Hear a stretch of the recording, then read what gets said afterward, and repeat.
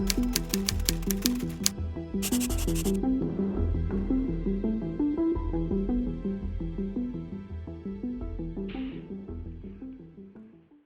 great.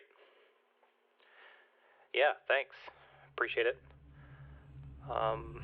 Let me see. I think is it working on your end? Yeah, I think it's working. Sure. Well, I'm happy to tell you everything I know and everything that happened, and I'll just start. And if there are any questions or anything, you can just interrupt me, and we can go from there. But yeah, I'm happy to just kind of tell you everything that happened. Okay.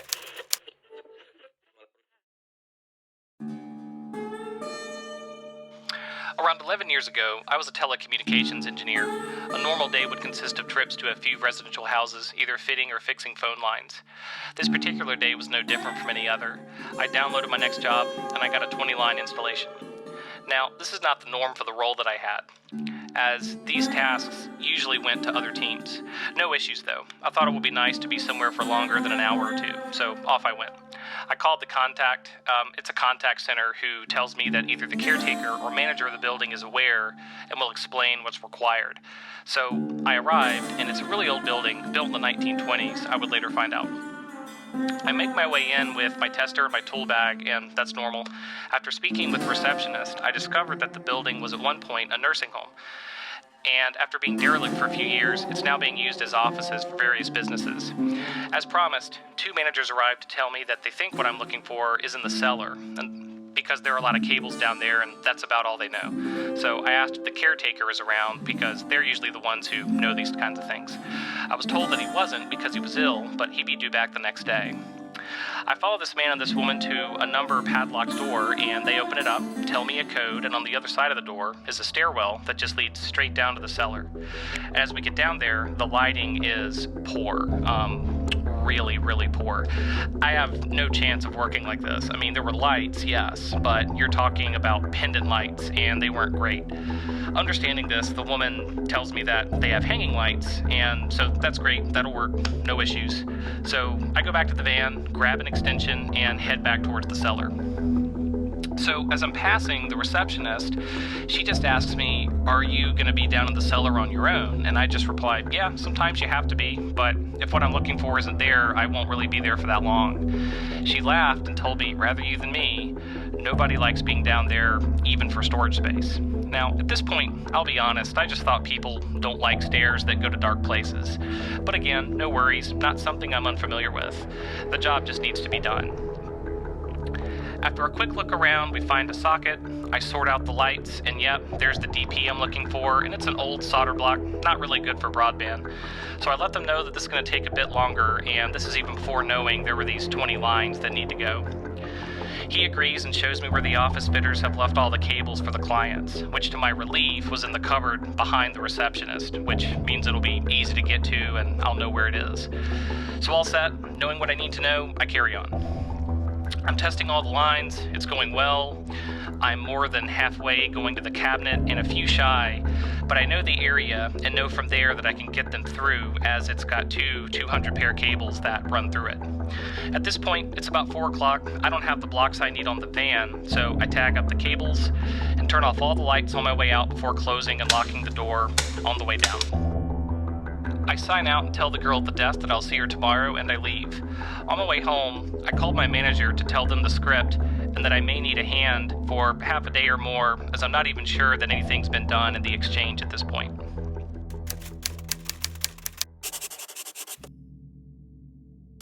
The next day at 8 a.m., I get a call from one of the other engineers who tells me that he's with me all day, and that's all he knows.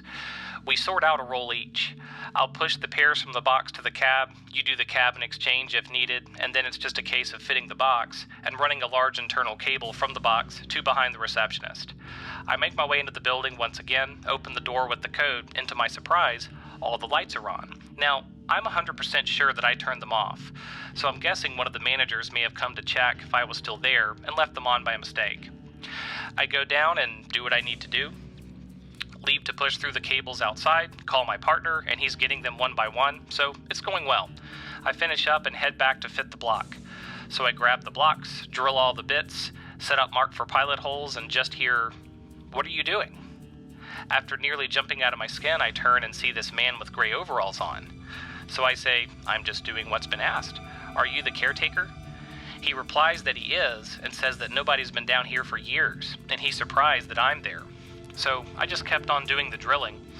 And then as soon as I'd stopped with the drill and it was quieter, this guy just starts chatting me up. "What football team do I support? Do you mind if I watch what you're doing?" I told him no worries and just tried to be as polite as I could. He then told me that his name was Gordon, and they had been working there for over 30 years. A bit confused, recalling what the receptionist had said, I told him that I was under the impression that this place had been empty for a few years, and looking at the cabling, it hadn't been updated for at least 15 to 20 years. He just said that things are always happening here. After about an hour of back and forth while I'm working, I hear a hello from the top of the stairwell. Expecting Gordon to answer, I didn't. Then it came again, so I turned around and Gordon was gone. Now I'm thinking I've been kind of chatting to myself for 10 minutes, and he's not even there. I pop up and it's one of the managers asking if I'm expecting somebody, another engineer. So I apologize and explain that the phone signal isn't very good down there, so he probably hasn't been able to get a hold of me. All cleared, he comes down. We chat for 5 minutes, and he tells me that we will start at the receptionist end and work to me while I finish. A quick break and I go back down. I'm in the final stages now. I'm just putting phone numbers to pairs. As for when my other partner gets there, we can connect the test and then go. As I'm doing this, I hear, "Sorry about that." Again, out of nowhere, it's Gordon. So I just acknowledge it. I call him clever and make a joke that if they can't find you, they can't ask you to do anything. I continue for 5 minutes, and I've done all I can, so I tell him I'm just heading up to assist my partner, and we'll be done soon and out of the way. Gordon told me that he liked the company. It's been nice to talk. I felt sad at this point, thinking he was maybe treated poorly by people in the building, so I just said, of course, friendship doesn't cost anything to be nice and have a chat. So I go up the stairs, leaving Gordon down there, and help get the cable through a void and into the cellar. 10 to 20 minutes of trying to fish it through, and we got it. We go down, and Gordon isn't around. Nowhere to be seen, but we finish. My partner tells me it's time for food, and we'll go back to the yard, and I tell him that we need a few signatures and make sure the lights go back so I can get my extension lead. I get what I need from the manager's signatures and show him where the link is behind the reception. Inform him that I need to get my extension, so all the lights are okay for now. Does he want me to move this? Does he want me to get that ready? Kind of tidying up.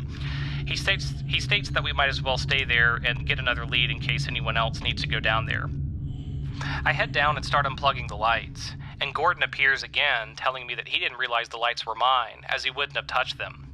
Straight away, I thought, so that's why they were on this morning. But then it dawned on me, the door. It was locked, right? I asked him if he had come down yesterday evening, and he said, yes, of course. I'm always here. It's where I'm needed. Confused and at this point wanting to disappear, I said, no worries, nice to meet you. I placed my hand and put it out to shake his hand, and he just raised his hand and said, hope to see you soon. So I left, signed out, and thought nothing of it.